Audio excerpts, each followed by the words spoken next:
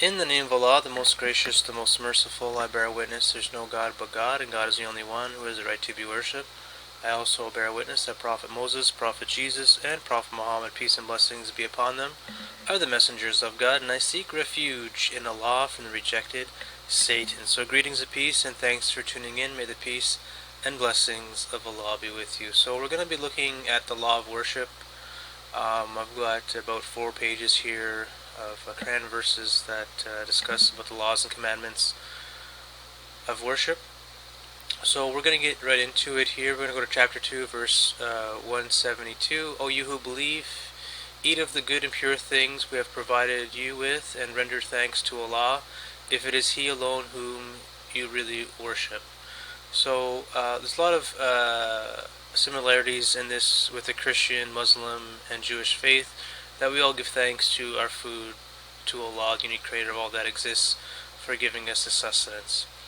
So chapter 4, verse 36, and worship Allah and associate not with Him, and be good to parents and near of kin, and the orphans and the needy, and to the neighbor who is related to you, and the neighbor who is an alien, and to the companion by your side, and the wayfarer, and those whom your right hand possesses. Surely Allah does not love those who are arrogant and are boastful.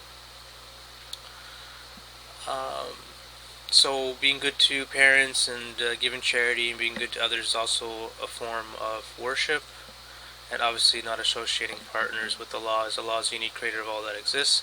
So in chapter 7, verse 31, O children of Adam, look to your elegance by dressing properly at every time and place of worship, and eat and drink, but not of the bounds, for He does not love those who exceed the bounds. So it's important to dress relatively nice and clean when it comes to our prayers. In chapter 7, verse 206, Verily those who are near to your Lord and feel His presence with them do not wax too proud to worship Him, but they glorify Him and prostrate themselves in obedience to Him. So those who are near to their Lord, they don't wax proud in worship and prostrating to Allah, the unique creator of all that exists. So in chapter 13, verse 13, and the thunder glorifies Him with His true praise, and so do the angels in awe of Him. He sends the thunderbolts, and therewith smites whom He will. Yet they dispute about Allah, though He is the Almighty in prowess. So everything in creation glorifies Allah. Chapter 15, verses 97 through 89. And we know indeed what your mind is in distress because of the polytheistic things that they say. So the remedy of this distress is that you glorify your Lord with all His true praise, and be of those who prostrate themselves before Him. So prayer and glorifying Allah, unique creator of all that exists, can remedy a lot of distress in one's life, depression or ingratitude or things along those lines. By remembering Allah, by giving thanks and gratitude and praise and praying and prostrating, all those can really help make you feel better in a lot of different ways. And chapter 15, verse 99, and go on worshipping your Lord until there comes to you that which is certain, your last breath. So we're commanded by Allah, unique creator of all that exists, to worship Allah to our last breath. Chapter 16, verse 51, Allah said, Take not to you two gods to worship, He is the only one God, therefore stand in awe of me and me alone. So obviously we're commanded by Allah to only worship Him alone, because He's the only true one and only God, the unique creator of all that exists. Chapter 17, verse 44, The seven heavens, the earth, and all those inhabiting them extol His glory. In fact, there is not even a single thing but glorifies Him with His true and perfect praise. But you do not understand their glorification. Verily, most forbearing is He, great protector. So there's not even one thing in creation but that glorifies Allah with His true and perfect praise. Now I know this, I've experienced this myself. Allah has heightened my consciousness a few times in my life, where I could hear everything around me glorifying Allah, the unique creator of all that exists. It was almost like a beautiful song that they were all singing in harmony with each other. The trees, the grass, the rocks, the air, everything was glorifying Allah.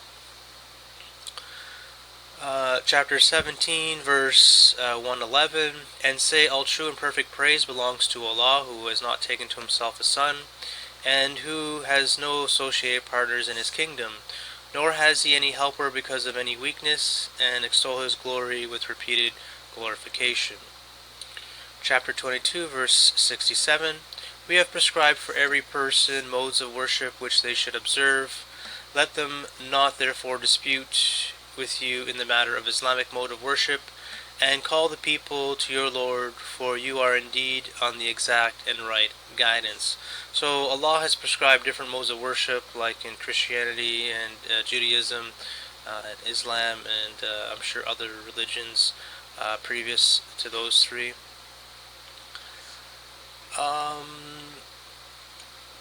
Chapter 23, verse 32, and we sent to them a messenger from among themselves who said, worship Allah, you have no other God than He, will you then not guard against evil deeds? So, Allah sent many messengers with the same message to worship Allah alone. Chapter 34, verse 1, all kind and true and perfect praise is due to Allah, to whom belongs whatsoever lies in the heavens and whatsoever lies in the earth. To Him alone shall all praise belong in the hereafter, and He is the all-wise, all-aware. So all kinds of true and perfect praise is due to Allah. Chapter 39, verse 2 and 3, surely it is we who have revealed the book to you with the established truth to suit the requirements of truth and wisdom. So worship Allah, being truly sincere to Him in obedience. Beware, sincere and true obedience is due to Allah alone. Those who choose others as patrons beside Him say, we serve them only that they may bring us near to Allah in station. It is absolutely wrong. Allah will judge the differences between these believers and disbelievers. Indeed, Allah does not guide him to success who is a liar, highly ungrateful. So, worship Allah alone, being truly sincere to Him in His obedience. In chapter 39, verse 11, say, verily, I have orders to worship Allah, being truly sincere to Him alone in obedience. Basically, similar to the previous verse. We're ordered to worship Allah, being truly sincere to Him alone in obedience. Chapter 39, verse 14 to 15, say, it is Allah I worship, being purely sincere to Him in my obedience.